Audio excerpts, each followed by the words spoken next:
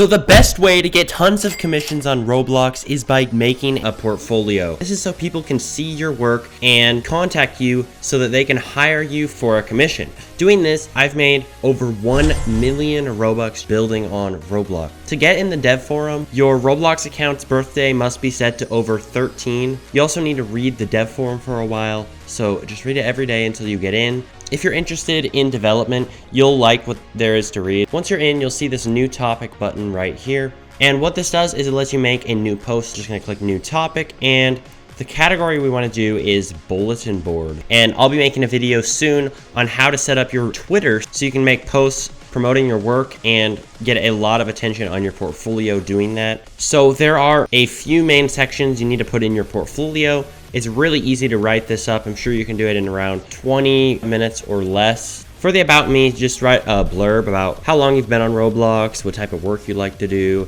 the notable things you worked on, and why people should hire you over others. So I'm gonna go ahead and show you guys what I have written for this section on my portfolio. I have been building for over 5 years on Roblox, and I have a year experience in Blender. I can build in any style. I also state a lot of the other skills I have and why people should hire me over others. Also, you're gonna wanna add images. Images are really important because it really sets you apart from other developers, and you can show your work visually, which is the absolute best and quickest way to give someone a good idea of what you make. Even if you do scripting, you can probably do an image of some of your code, or maybe even do a GIF using a service like Gyazo, and you can just take a GIF and paste the link in here. Next section you're gonna have is your previous work. State work that you have done in the past, and state the games you've worked on in the past, some notable people you worked for in the past. And even if you don't have any, I recommend having at least a showcase place that you've made before. Just a game that shows some of the stuff you've made so that people can play it. It doesn't even have to be anything special. You can just throw a bunch of your random models in there if that's all you got. Just have something people can play, because a lot of people will pass up portfolios that don't have an actual game they can play and see your working game.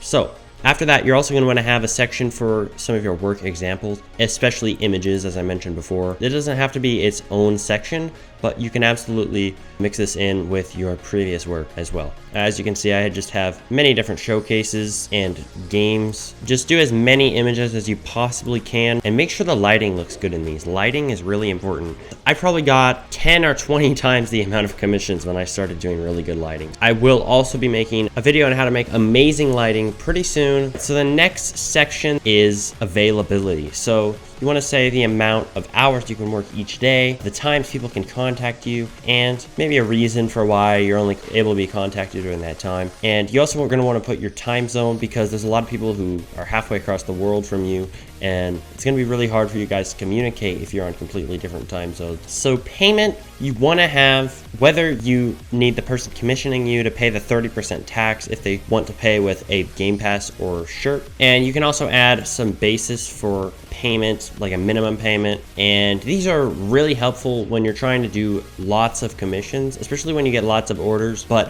when you're doing things like building or scripting, having set prices is not always a good idea, because detail varies a lot. So as you can see here, these are my minimum prices, but most of the time I'm going to charge a lot more than this, because you could have a 250 by 250 set map. Sure, that's small, but you could have so much detail in there that it takes more time than a 1000 stud map. You just want to be really clear about that, and be firm in your prices. Don't lowball yourself. It's fine when you start out, just so you can throw some examples up on your portfolio. Next is contact. For the contact section, the preferred method of contacting by most developers, in fact 99% of developers, is Discord. Just include your Discord tag down here. You can also include your Twitter if you have it. There's going to be a video on screen that goes more in depth on how to get hired on Roblox. See you guys there.